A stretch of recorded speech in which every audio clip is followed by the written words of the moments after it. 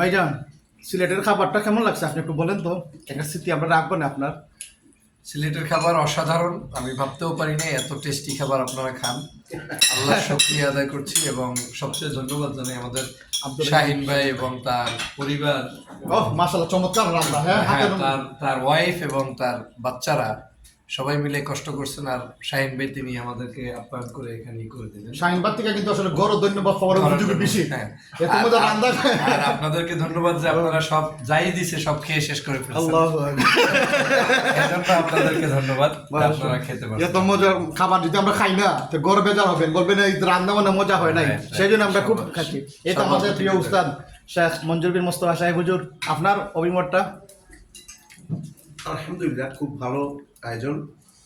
এই যারা এত সুন্দর রান্না করেছেন তাদেরকে আন্তরিক ধন্যবাদ, শুভেচ্ছা, মোবারকবাদ। আর সবচেয়ে আগে যিনি পাবেন তিনি হলেন আমার শাহিন ভাই। তার আন্তরিকতা আমরা সকলেই মুগ্ধ। আমাদের ফয়জুর রহমান ভাই, যিনি বারবারই ওনার আতিথেয়তায় মুগ্ধ হয়ে বারবারই লাইভে এবং সামনে সবখানি ভালোভাবে বলছেন। তো আমিও শাহিন ভাইয়ের এই কথা কখনোই ভুলবো না। আমি অন্যান্য সময় প্রোগ্রাম ছাড়া যখন আসবো, শাহিন ভাইয়ের কাছ থেকে এই লাইভের মাধ্যমে এই ওয়াদাটুকু নিয়ে নিচ্ছি, শাহিন ভাই আবার যেন আমরা যখন আসি তখন যেন এই খাবার আমাদের থেকে ইনশাআল্লাহ মানে ইয়ে করবেন, বঞ্চিত না হয়।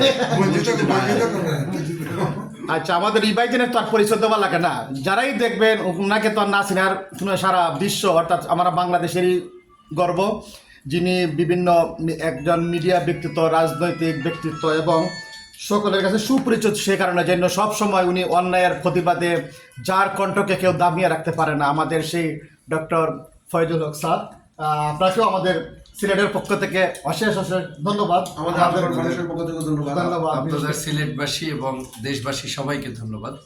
এবং আগামী দিনে ইনশাল্লাহ আমরা আবারও একে অপরের কল্যাণে কাজে আসবো এবং একসাথে দেখা হবে ইনশাআল্লাহ ইনশাআল্লাহ।